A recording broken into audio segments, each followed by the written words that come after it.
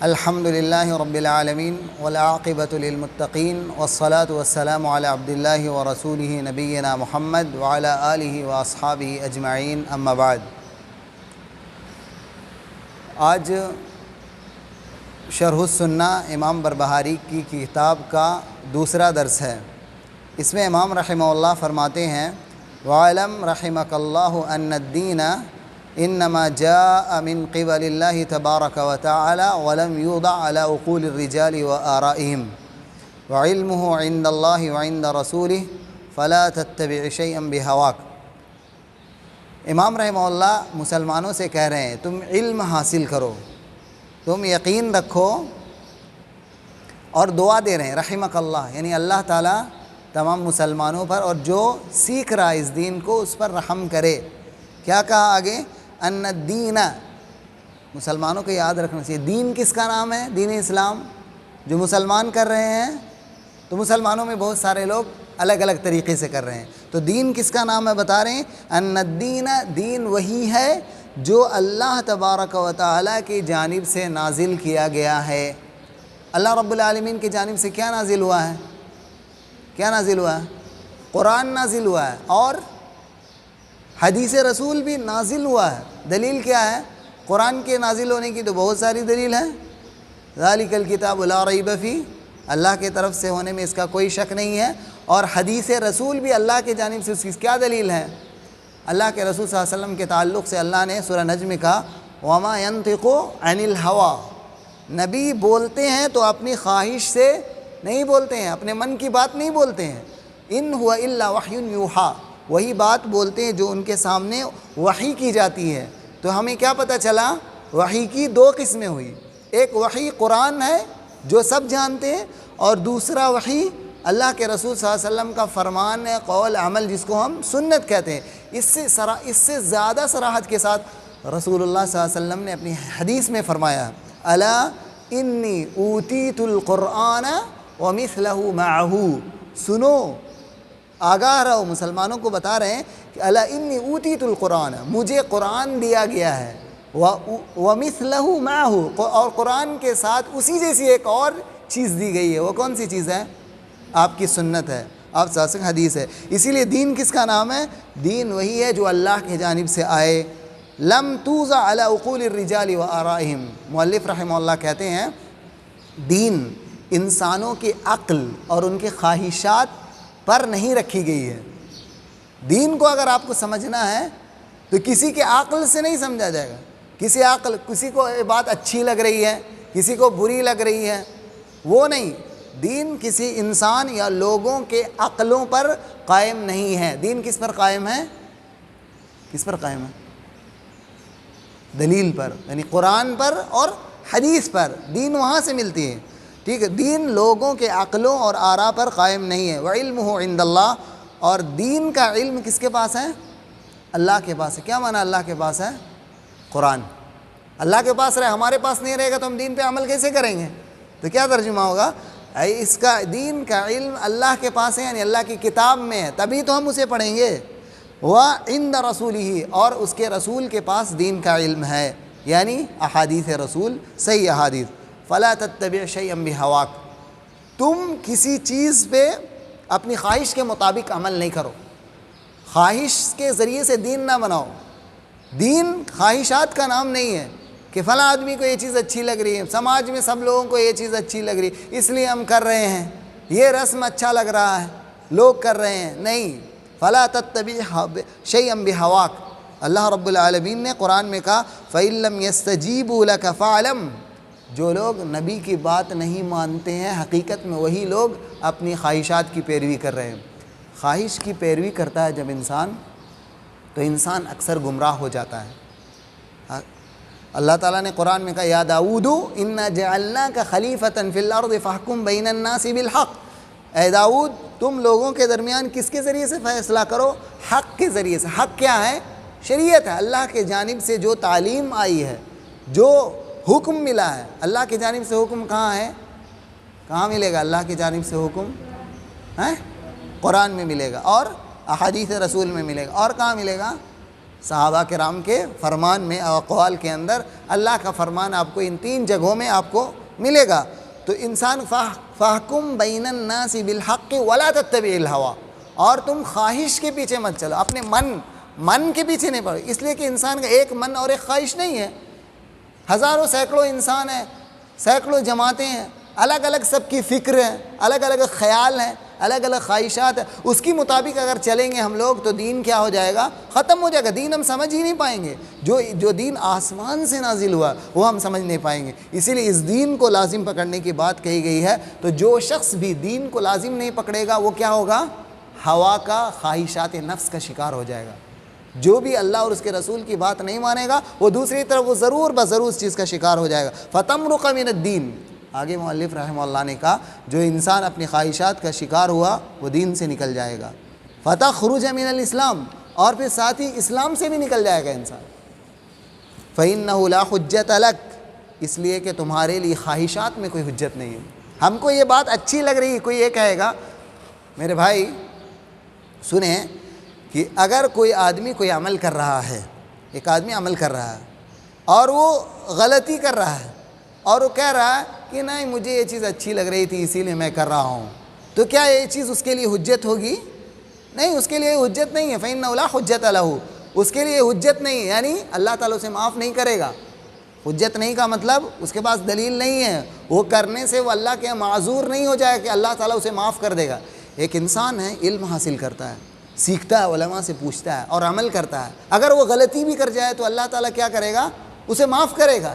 لیکن ایک انسان ہے علماء سے نہیں پوچھتا ہے، اپنے مسئلے کو سوال جواب قرآن حدیث سے حاصل نہیں کرتا ہے تو اور وہ غلطی کرے گا تو اللہ تعالیٰ کی حجت نہیں، یعنی اللہ رب العالمین اسے معاف نہیں کرے گا۔ فقد بین رسول اللہ صلی اللہ علیہ وسلم لأمتی السنۃ وأوضحها لأصحابہ، اس لیے کہ رسول اللہ صلی اللہ علیہ وسلم نے اپنی امت کے سامنے تمام سنتوں کو واضح کر دیا۔ اور کل کے درس میں یہ بات آئی تھی، سنت کسے کہتے ہیں؟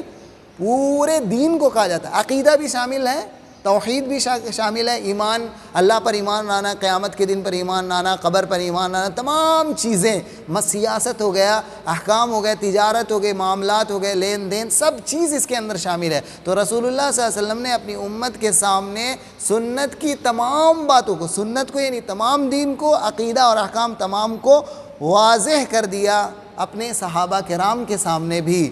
وَهُمُ الْجَمَاعَةُ، اور صحابہ کرام کیا ہے؟ یہی جماعت ہے۔ جماعت کو لازم، ایک حدیث میں اللہ کے رسول صلی اللہ علیہ وسلم نے لوگوں سے کہا علیکم بالجماعہ، تم لوگ جماعت کے ساتھ رہنا، جماعت کو لازم پکڑنا۔ کون سی جماعت؟ کل بات آئی تھی، کون سی جماعت؟ صحابہ کرام کی جماعت، کیونکہ الف لام یہاں پر جو موجود ہے وہ معہود ذہنی ہے، جو نبی صلی اللہ علیہ وسلم جو کہہ رہے ہیں وہ خاص لوگوں کی طرف اشارہ کرتے ہوئے۔ عربی زبان میں الف لام کا بہت معنی ہوتا ہے، ایک معنی ہے ایک عہد ذہنی کے لیے، ذہن میں بات موجود ہے کہ فلاں آدمی کو سوچ رہے ہیں اس کے بارے میں یہ چیز کہہ رہے ہیں، تو عہد ذہنی کے لیے، اس لیے وہ جماع ہوگی۔ اور دوسری بات جماع صحابہ کرام ہیں، اس کی بہت سارے علماء نے اس کی تفسیر کی ہے، اور اس میں صحابہ کرام رضوان اللہ علیہم اجمعین مراد ہیں، اور وہ لوگ مراد ہیں جو صحابہ کے نقش قدم پر چل رہے ہیں۔ صحابہ کرام کے نقش قدم کو چھوڑنے والا انسان گمراہ ہو جاتا ہے موجودہ زمانے۔ اس سے مطلب یہ نہیں ہے کہ بڑی جماعت جو ہوگی اس کو لازم پکڑیں گے، ٹھیک ہے؟ صحابہ کرام کی جماعت کو لازم پکڑنا ہے، ہر مسئلے کو صحابہ کرام سے سیکھنا ہے۔ جس مسئلے میں صحابہ کرام نے تشدد کیا، سختی کیا ہے، اس مسئلے میں ہم لوگ سختی سے عمل کریں گے۔ یا نبی صلی اللہ علیہ وسلم نے سختی سے عمل کیا، اس کو سختی سے عمل کریں گے۔ صحابہ نے نبی صلی اللہ علیہ وسلم جس عمل کو استحباب کے طور پر کیا، اس کو ویسے ہی کریں گے۔ جس کی جو حیثیت اللہ اور اس کے رسول نے دیا ہے اس کو وہی حیثیت ہم لوگ دیں گے۔ اور ایک حدیث میں عبداللہ ابن مسعود رضی اللہ عنہ کا قول ہے، اگر تم حق پر ہو، وَإِن كُنْتَ عَلَى الْحَقِّ فَأَنْتَ الْجَمَاعَةُ وَإِن كُنْتَ وَحْدَكَ، اگر تم حق پر ہو، اکیلے ایک انسان حق پر ہے، یعنی حق پر کون ہوگا؟ جس کے پاس دلیل ہوگی، ہر مسئلے میں دلیل ہونی چاہیے، جس کے پاس حق ہے وہی جماعت ہے، اگرچہ وہ انسان اکیلا ہے۔ کبھی ہو سکتا ہے دنیا میں بہت سا کروڑ لوگ گمراہ ہیں اور چند افراد لوگ حق پر ہے، تو وہی جماعت ہے، وہی صحابہ کی جماعت پر چلنے والی ہے۔ وَهُمُ السَّوَادُ الْأَعْظَمُ، اور مؤلف نے کہا دیکھیں سواد اعظم اور الجماعہ اور اس سے پہلے کیا بات گزری تھی؟ اہل السنہ والجماعہ. مؤلف نے تینوں باتوں کو کس کو قرار دیا؟ اہل السنہ والجماعہ کون ہے؟ صحابہ کرام ہیں اور صحابہ کی جماعت کو لازم پکڑنے والے. دوسری بات وہم السواد الاعظم، سواد اعظم یعنی بڑی جماعت. سواد اعظم، سواد کے معنی جماعت یا بھیڑ، وہی معنی جو جماعت کا معنی ہوتا. اعظم کے معنی بڑی. اس سے کیا مطلب؟ جو سب سے بڑی جماعت ہے اسی کی اتباع کریں گے؟ نہیں. سواد اعظم کا معنی جس کے پاس حق ہے. مؤلف آگے شرح کر رہے ہیں والسواد الاعظم الحق واہلہ. سواد اعظم کون ہے؟ جو لوگ حق والے ہیں، حق پر چلنے والے ہیں. آگے مؤلف رحمہ اللہ کہتے ہیں، دیکھیے بہت قیمتی بات ہے، دھیان دینا ہے.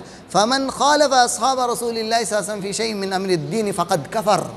جس شخص نے بھی صحابہ کرام کی مخالفت کی دین کے کسی بھی معاملے کے اندر، فقد کفر، وہ کافر ہو گیا. کون سے معاملے کے اندر؟ جیسے صحابہ شرک، واضح ہے کہ شرک ہے، انسان اس پر عمل کر رہا، وہ مخالفت کر رہا ہے، صحابہ کرام سے خروج کر گیا، نکل گیا.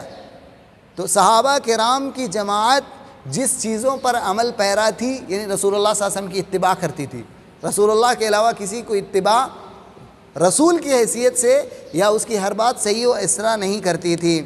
تو جو شخص بھی صحابہ کرام کی مخالفت کرے گا کسی بھی دین کے معاملے میں، جو معاملہ بالکل واضح ہو اور جس کا مسئلہ دلیل واضح ہو، وہ انسان کفر کر سکتا. کفر سے کیا مراد ہے؟ کفر سے کفر اعظم بھی ہو سکتا ہے، کفر اکبر، اور کفر اصغر بھی ہو سکتا ہے. کفر اکبر مطلب اتنا بڑا کفر کہ انسان جہنمی ہو جائے گا، اور کفر اصغر میں انسان جہنم میں جائے گا لیکن جہنم سے نکل جائے گا. لیکن دونوں خطرناک چیز ہے. اسی لیے صحابہ کرام کی مخالفت کرنا کوئی آسان کام اور صحیح چیز نہیں، اہل حق کا راستہ نہیں ہے. اہل حق ہمیشہ صحابہ کرام کی طرف دیکھتے ہیں. آگے مؤلف کہتے ہیں وَعْلَمْ أَنَّ النَّاسَ لَمْ يَبْتَدِعُوا بِدْعَةً قَطُّ. یہ بھی علم حاصل کرنا چاہیے مسلمانوں کو کہ لوگوں نے جب کبھی بھی کوئی بھی بدعت ایجاد کی ہے، حتیٰ ترکوا من السنت مثلها، انسان سنت ویسے ہی ایک سنت کو مٹا دیتا ہے. دیکھیے سنت اور بدعت دونوں اپوزٹ چیز ہے، متضاد چیزیں ہیں. جیسے آگ پانی الگ الگ ہے، آسمان زمین الگ الگ ہے نا، دن رات الگ الگ چیزیں ہیں. سنت اور بدعت، اگر ایک انسان سنت کو چھوڑے گا تو بدعت کا شکار ہو جائے گا، بدعت کو پکڑے گا تو سنت کا شکار ہو جائے گا. بدعت کو چھوڑے گا تو سنت کو پکڑ لے گا، سنت کو پکڑے گا تو بدعت کو چھوڑ دے گا. اسی لیے بدعت سے انسان کو بچنا چاہیے. کوئی بھی بدعت ہو، کوئی بھی بدعت، چھوٹی ہو بڑی، تمام طرح کی بدعت. بدعت کسے کہتے ہیں؟ جسے رسول اللہ صلی اللہ علیہ وسلم کے طریقے کے مطابق نہیں کیا جا رہا ہے. کبھی ہوگا بدعت کی بہت قسمیں ہوتی ہیں. کبھی بدعت کی کوئی دلیل ہی نہیں ہے، بغیر دلیل کے انسان کو عبادت کر رہا ہے اور اللہ کے رسول صلی اللہ علیہ وسلم نے اس عبادت کو کیا نہیں ہے. جیسے رجب کے مہینے میں، رجب کے پہلے ہفتے میں پہلے جمعرات کو عبادت کریں اور نمازیں پڑھیں، تو اس کی دلیل رسول اللہ صلی اللہ علیہ وسلم نے، رسول اللہ صلی اللہ علیہ وسلم نے رجب کی پہلے ہفتے میں پہلے جمعرات میں عبادت نہیں کی ہے. صلاۃ الالفیہ کے نام سے کوئی نماز رسول اللہ صلی اللہ علیہ وسلم نے نہیں پڑھی ہے، اس کی دلیل نہیں. لیکن کبھی کبھی دلیل ہوتی ہے. کبھی ایک بدعت اس وقت بھی ہوگی جب دلیل پر عمل کیا جائے گا، لیکن نبی صلی اللہ علیہ وسلم نے جس حیثیت سے کیا اس حیثیت سے نہ کرے کوئی انسان. جیسے آپ جانتے ہیں رسول اللہ صلی اللہ علیہ وسلم نے صلاۃ و سلام پڑھنے کی تعلیم دی ہے. درود پڑھا جائے گا، اللہم صلی علی محمد وعلی آل محمد کما صلیت علی ابراہیم. درود کے جو بھی الفاظ آپ جانتے ہیں، درود پڑھنا بہترین عمل ہے. لیکن ایک انسان جمعہ کے بعد مائک میں کھڑے ہو کر اذان کے بعد یا اذان سے پہلے کھڑے ہو کر ہر جمعہ کو پڑھتا ہے، یہ کیا ہو جائے گا؟ بدعت ہو جائے گی. کیوں بدعت ہو جائے گی؟ دلیل تو موجود ہے، پھر بدعت کیوں ہوئی؟ دلیل موجود ہے نا.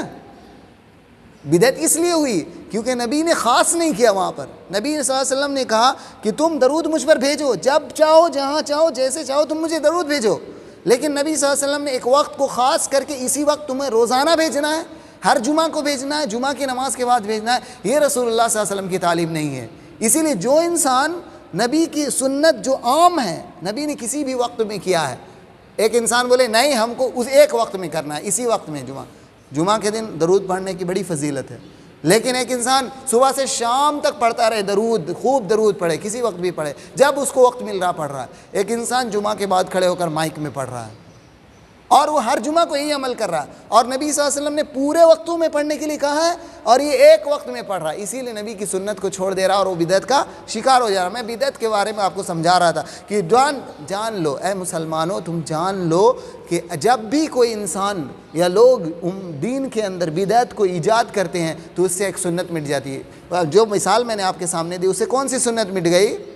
نبی صلی اللہ علیہ وسلم درود بھیجنے کی جو مثال ہم نے دی، نبی صلی اللہ علیہ وسلم نے صبح سے شام تک درود بھیجنے کے لیے کہا، تو پورے اوقات میں درود بھیجنا تھا۔ ایک انسان کیا ہو گیا، جمعہ کے بعد کھڑے ہو کر درود بھیج رہا اور باقی اوقات میں چھوڑ دے رہا ہے، ایک تو اس کو ثواب بھی نہیں ملے گا، دوسرا سنت کو وہ چھوڑ دے رہا ہے۔ آگے فرمایا حتی ترکوا من السنت مثلا فاحذر المحدثات من الامور، اسی لیے دین میں نئی نئی باتوں کے ایجاد کرنے سے بچنا۔ نبی صلی اللہ علیہ وسلم فإن كل محدثۃ بدعہ، اس لیے کہ ہر نئی بات، ہر نئی چیز کس کو کہیں گے؟ نئی چیز چشمہ، گھڑی نہیں ہے۔ نبی صلی اللہ علیہ وسلم کے زمانے میں چشمہ بھی نہیں تھا، گھڑی بھی نہیں تھی، اور اس طرح سے قلم بھی نہیں تھا جو آج کل ہم لوگ استعمال کرتے ہیں، تو یہ سب بدعت ہوگی کی؟ نبی صلی اللہ علیہ وسلم کی حدیث میں آپ غور کریں، صحیح مسلم کی روایت موجود ہے، نبی صلی اللہ علیہ وسلم نے کہا من احدث فی امرنا، غور کریں گے، جو شخص میرے اس دین کے اندر کوئی چیز ایجاد کرے گا۔ تو گھڑی دین کے اندر ہے کیا؟ قلم دین کے اندر ہے؟ نہیں، یہ دنیاوی معاملہ، دنیاوی چیزیں، دنیاوی ضروریات کی چیزیں ہماری، یہ دین کے اندر یہ چیز نہیں، الا یہ کہ ہم اس کو دین کی ضرورت کے لیے استعمال کریں۔ گھڑی کے لیے ہم نماز کا وقت دیکھنے کے لیے ہم استعمال کریں تو وہ الگ بات ہوئی، لیکن وہ فی نفسی دین نہیں ہے۔ اور نبی صلی اللہ علیہ وسلم نے کیا فرمایا؟ من احدث فی امرنا، اور ایک بات یاد رکھے، امر جو یہاں پر ہے نا، اس سے مراد دین ہے، دین کو کہتے ہیں۔ میرے اس دین کے اندر، میرے اس معاملے کے اندر جو بھی کوئی نئی بات ایجاد کرے گا فَهُوَ رَدٌّ، وہ مردود ہے۔ اور دوسری روایت میں صحیح مسلم کی، وہ عائشہ رضی اللہ عنہ سے روایت ہے، من عمل عملا، جو انسان کوئی ایسا عمل کرتا ہے جو رسول اللہ نے نہیں کیا ہے، لیس علیہ امرنا، جس پر ہمارا طریقہ نہیں ہے، میری سنت نہیں ہے، جس طریقے سے نبی صلی اللہ علیہ وسلم، تو وہ مردود ہے۔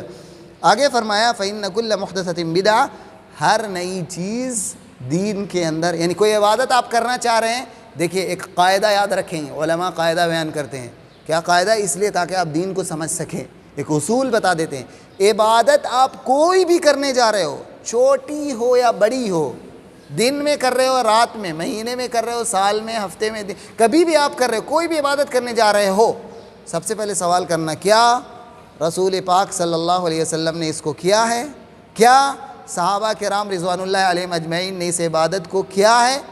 کوئی بھی عبادت، دعا کر رہے ہیں، کیا ہے یا نہیں کیا؟ نماز جو پڑھ رہے ہیں، وہ نماز پڑھی ہے کہ نہیں رسول اللہ صلی اللہ علیہ وسلم نے، صحابہ نے؟ تو آپ کو سمجھ، اگر نہیں مل رہی ہے تو عبادت نہیں کرنا ہے۔ واضح ہے؟ وَكُلُّ بِدْعَةٍ ضَلَالَةٍ، کیونکہ ہر نئی چیز انسان کو گمراہ کر دیتی ہے، وَالضَّلَالَةُ أَهْلُهَا فِي النَّارِ، اور گمراہی انسان کو، جو انسان گمراہی پر عمل کر رہا ہے وہ جہنم میں چلا جانے والا ہے۔ آگے مؤلف فرماتے ہیں وَاحْذَرْ صِغَارَ الْمُحْدَثَاتِ مِنَ الْأُمُورِ، خاص طور سے نا مؤلف کہہ رہے چھوٹی چھوٹی بدعتوں سے بچنا چاہیے۔ چھوٹی چھوٹی بدعتوں کو انسان بہت معمولی سمجھ لیتا ہے، جیسے میں بدعت نہیں کر رہا ہوں لیکن بدعت کی شکل کی طرف آج کل لوگ جا رہے ہیں، جیسے یہ جو افطاری کے وقت ہم لوگ دعا کرتے ہیں، خاص طور سے دیکھیے، غور کیجئے گا میری بات کو، افطاری کے وقت صرف دعا کرنا اور افطاری کی دعا کے بغیر افطاری نہیں کرنا، یہ صحیح نہیں ہے۔ کیا حدیث کیا ہے؟ نبی صلی اللہ علیہ وسلم نے فرمایا دعوت الصائم لا ترد، روزے دار کی دعا رد نہیں کی جاتی ہے۔ کہاں سے؟ روزے دار کب سے کب تک ہوتا ہے بتائیے؟ جی ہاں، صبح کی اذان جب سے ہو رہی ہے، طلوع فجر کے بعد سے لے کر غروب شمس تک، سورج ڈوبنے تک، یہ ہے۔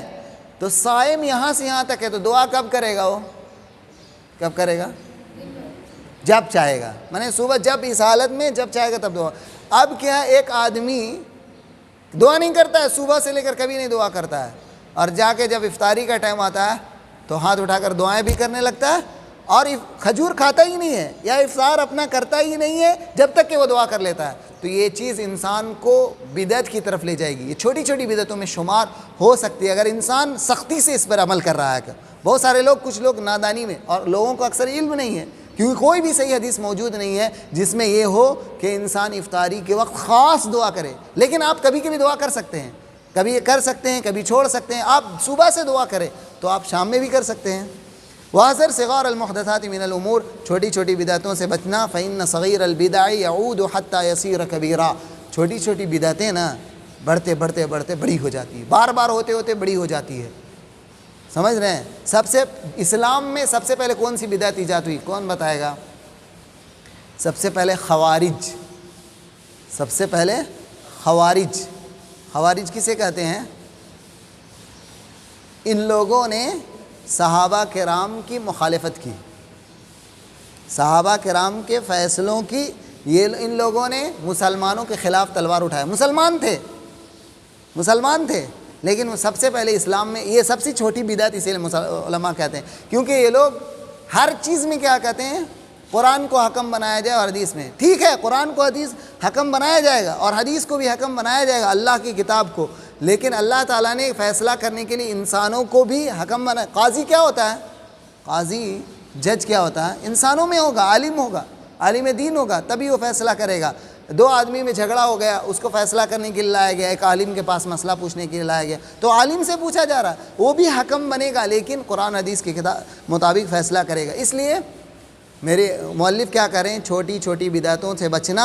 یہی چھوٹی چھوٹی بدعتیں جب بار بار ہوتی ہیں تو یہ کبیرہ بن جاتی ہیں۔ وَكَذَلِكَ كُلُّ بِدْعَةٍ أُحْدِثَتْ فِي هَذِهِ الْأُمَّةِ، اسی طرح سے ہر وہ بدعت جو اس امت میں ایجاد ہوئی ہے، جو بھی بدعت دنیا میں پائی جا رہی ہے مسلمانوں کے اندر، كَانَ أَوَّلُهَا صَغِيرًا، پہلے وہ چھوٹی تھی، يُشْبِهُ الْحَقِيقَةَ يُشْبِهُ الْحَقَّ،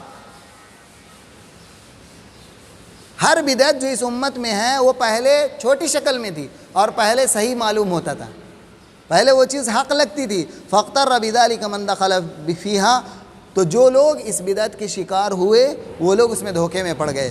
ثم لم یستطیع الخروج منہا، پھر اس بدعت سے وہ نکل نہیں سکے۔ فعظمت وصارت دینا، یہ بدعت پھر بڑی ہو گئی اور دھیرے دھیرے یہ دین بن گئی اور لوگ اس کو اختیار کرنے لگے اور عقیدہ بن گیا ہے۔ بدعت دیکھیے، آپ نبی صلی اللہ علیہ وسلم نے سب سے زیادہ بدعت سے لوگوں کو ڈرایا۔ آپ جانتے ہیں خطبوں کے اندر اللہ کے نبی صلی اللہ علیہ وسلم اور ہر خطیب ہر خطبے میں کیا پڑھتا ہے؟ کل بدعت ضلالہ، بار بار نبی صلی اللہ علیہ وسلم ڈراتے تھے۔ اور حدیث ارباز بن ساریہ رضی اللہ عنہ کی حدیث میں نبی صلی اللہ علیہ وسلم نے کہا کہ میرے طریقے کو اور صحابہ کے طریقے کو پکڑنا، اور آگے فرمایا تو وَإِيَّاكُمْ وَمُحْدَثَاتِ الْأُمُورِ، اور دین میں بدعت کرنے سے بچنا، بار بار جس چیز کو بتایا، امت میں وہی چیز زیادہ ہو گئی۔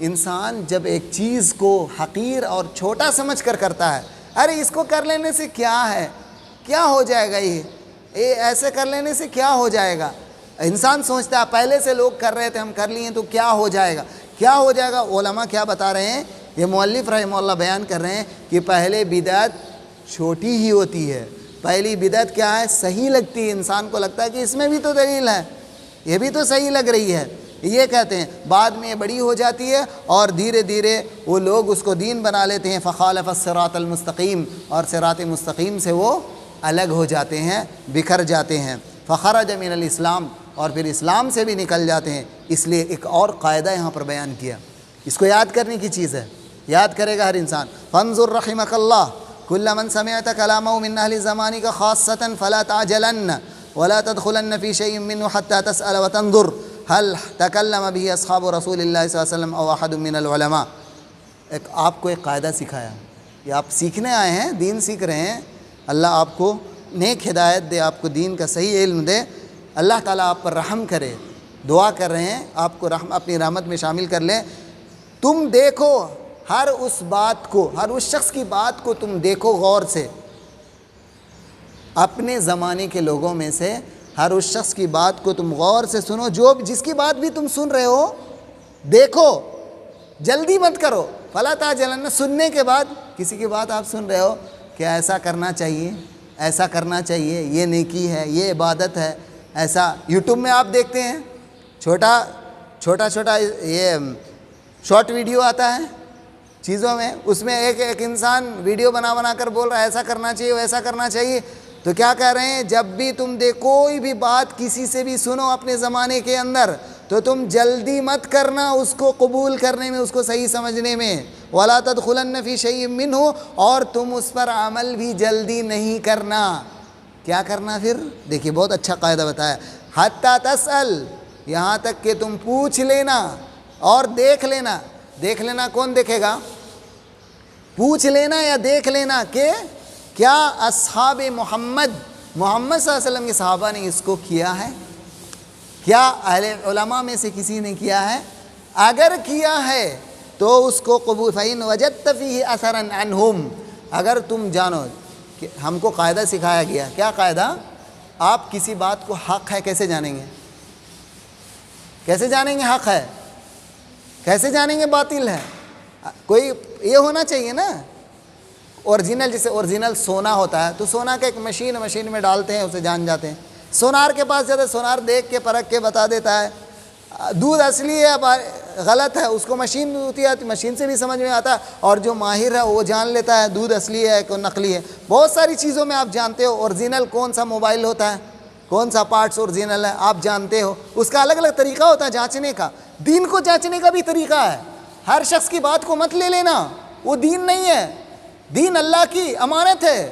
انسان دین کے معاملے میں آزاد نہیں ہے کہ کسی کی بات بھی سن لے اور کسی کی بات پر عمل کر لے. نہیں، یہ طریقہ نہیں ہے. مؤلف نے سکھایا جب بھی تم کسی کی بات سنو اور دیکھو تو تم جا کر اس پر کبھی بھی جلدی نہ کرو قبول کرنے میں اور نہ ہی اس پر عمل کرنے میں. یہاں تک کہ جا کر اگر تم عام آدمی ہو تو اہل علم سے جا کر پوچھو. اگر عالم ہو تو تم خود سے جا کر کتابوں کے اندر دیکھو هل تکلم بھی اصحاب رسول اللہ صلی اللہ علیہ وسلم، کیا محمد صلی اللہ علیہ وسلم کے صحابہ نے اس چیز پہ عمل کیا ہے؟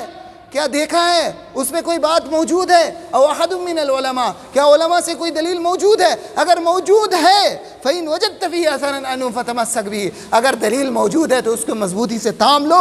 ولا تجاسسوا لشيء، اور کسی بھی وجہ سے تم اس چیز کو نہ چھوڑو، آگے نہ بڑھو. ولا تختر عليه شيئا فتسقط في النار، اور اس کی بنیاد پر کوئی دوسری چیز پر اس کو چھوڑ کر کوئی دوسری چیز اختیار نہ کرو یہاں تک کہ تم جہنم میں چلے جاؤ.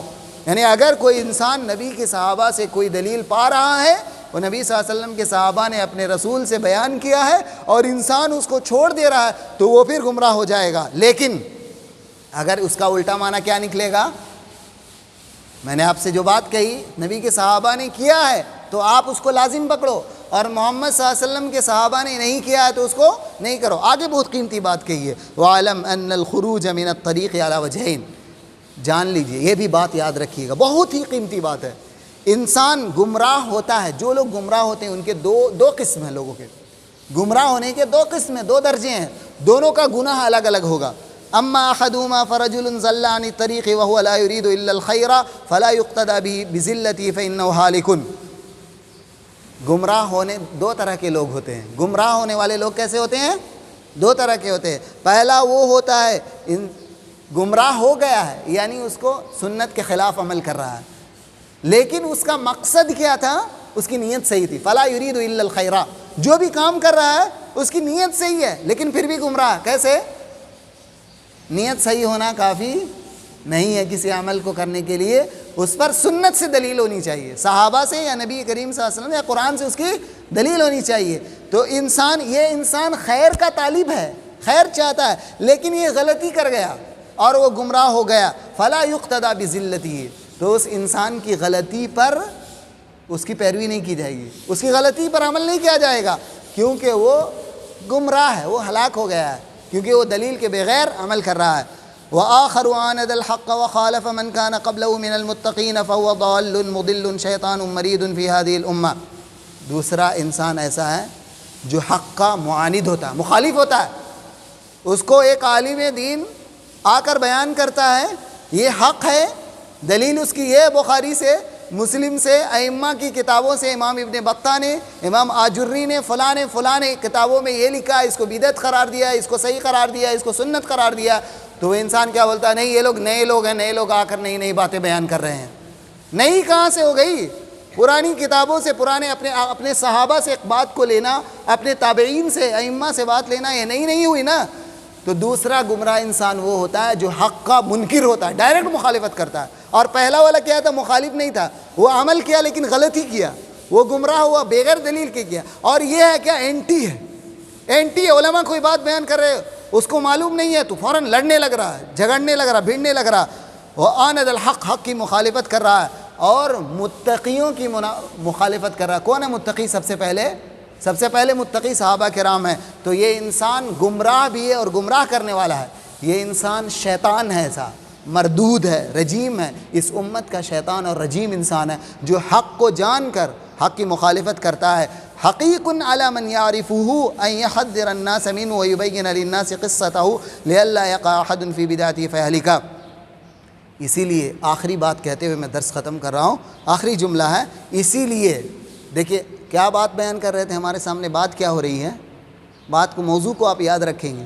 موضوع یہ ہے کہ جو لوگ گمراہ ہوتے ہیں, صراط مستقیم سے نکلنے والے دو طرح کے لوگ ہوتے ہیں. ایک وہ انسان ہے جو انسان کیا کرتا ہے؟ گمراہ ہوا ہے لیکن وہ خیر چاہتا تھا, بھلائی چاہتا تھا, اس کی نیت اچھی تھی لیکن اس کو علم نہیں ہونے سکا, علم نہیں ہوا, نیت اچھی تھی. اگر اس کو کوئی صحیح بات بتاتا تو وہ عمل کرتا, نہ جانتے ہوئے وہ غلطی سے کیا تو اس کی غلطی پر عمل نہیں کیا جائے گا. یہ نہیں کہا جائے گا کہ وہ اچھا انسان تھا, کیسے عمل کیا, نہیں, اس کو معلوم نہیں تھا, عمل کیا تو وہ معذور ہے. وہ معذور ہے, وہ ہالک ہے, اس کی بھی وہ غلطی, اس چیز میں وہ ہلاک ہونے والا ہے. لیکن دوسرا وہ انسان جو حق کی مخالفت کرتا ہے تو انسان شیطان رجیم ہے. یہ انسان بہت صحابہ کی مخالفت کرنے. اس کے بارے میں, دوسرے کے بارے میں کہہ رہے ہیں آگے. آخری جملہ جو کہا حقیق علی من یعرف ان یحذر الناس منہ, جو انسان دوسرے والے انسان کو جانتا. کون ہے دوسرا انسان؟ اینٹی, جو حق کی مخالفت کر رہا ہے. دلیل دے رہے ہیں آپ, قرآن, حدیث, صحیح بخاری, صحیح مسلم, ائمہ کی کتابوں سے دلیل دے رہے ہیں, صحابہ کے بارے میں بتا رہے ہیں, تابعین کے بارے میں, مخالفت کر رہے ہیں. نہیں, یہ تو فلاں ہے, فلاں ہے, فلاں ہے, یہ لوگ آ کے اختلاف کر رہے ہیں تو ایسا انسان مخالف ہے. تو جو لوگ جو جانتے ہیں کہ ایسے مخالفت کر رہا ہے تو اس پر واجب ہے کہ وہ لوگوں کو اس سے ڈرائے, اس کی باتوں کو مت سننا. جو ایسا انسان ہوگا تو علماء پر ضروری ہے کہ علماء بتائیں کہ فلاں کی مت سننا. جیسے یوٹیوب میں بہت سارے تقریر سنتے ہیں. طارق جمیل کو جانتے ہیں؟ کون جانتا ہے؟ طارق مسعود کو جانتے ہیں؟ جانتے ہیں؟ دونوں ہالک ہے, گمراہ ہیں. یہ تو طارق جمیل تو پورا شیطان کی طرح ہے, بہت بڑا گمراہ ہے. اور طارق مسعود کے پاس ذرا علم ہے لیکن پھر بھی تعصب ہے اور حق کی باتوں کو بہت جگہ چھوڑ دیتا ہے, خلط ملط کر دیتا ہے. اسی لیے اہل حدیثوں کو اس کی تعریف میں, اس کی باتوں میں نہیں آنا چاہیے. اور وہ تو بڑا ہے, بہت خطرناک جھوٹی حدیثیں. طارق جمیل جو ہے اللہ کے رسول صلی اللہ علیہ وسلم پر جھوٹی حدیثیں بیان کرتا ہے اور وہ انسان بہت بڑا کذاب ہے. اسی لیے مسلمانوں کو اس سے بچنا چاہیے, اس سے دور رہنا چاہیے. اور کیونکہ علماء کا طریقہ کیا ہے, کیا بتایا, جو جان لے کہ وہ حق کا مخالف ہے, لوگوں کو یعنی مسلمانوں کو بچائے کہ اس سے دور رہے. علی مرزا کے سنتے ہیں, علی مرزا کو جانتے ہیں, اس سے دور رہنا ہے. ڈاکٹر اسرار کو جانتے ہیں, ڈاکٹر اسرار سے آپ کو دور رہنا ہے. یہ سب گمراہ اور غلط عقائد, غلط افکار کو پھیلانے والے, جو افکار جو نظریہ صحابہ کرام کا نہیں تھا. اسی طرح یوٹیوب میں ایکس مسلم پائے جاتے ہیں اور بہت طرح سے یعنی سابق پہلے مسلمان تھے, وہ لوگ اعتراض کرتے ہیں کیا کیا ندیم اور کیا کیا نام ہے ان لوگوں کا, اور پینٹ شرٹ پہن کر آتے. ان لوگوں کی باتوں سے بچنا. یہ صحابہ کرام اور ائمہ کرام کا طریقہ نہیں ہے. یہ کتاب میں بتایا کہ جو لوگ حق کے معاند اور مخالف ہیں ان سے تحذیر کرو. وَيُبَيِّنَ لِلنَّاسِ قِصَّتَهُ, اور لوگوں کے سامنے اس کے مسئلے کو واضح کر دو. ابھی وقت نہیں ہے کہ ان کے مسائل کو واضح کیا جائے. وہ لوگ بڑی بڑی غلطیاں کرتے ہیں. لِأَلَّا يَقَعَ أَحَدٌ فِي بِدْعَتِهِ فَيَهْلِكَ, تاکہ کوئی بھی عام مسلمان کسے عالم سمجھتا ہے؟ جو بھی یوٹیوب میں بیٹھ کر بول رہا ہے وہ عالم ہو گیا. عام مسلمان کوئی بھی لگ رہا ہے اللہ کے رسول نے فرمایا تو اسے سمجھ لیتا وہ صحیح ہے.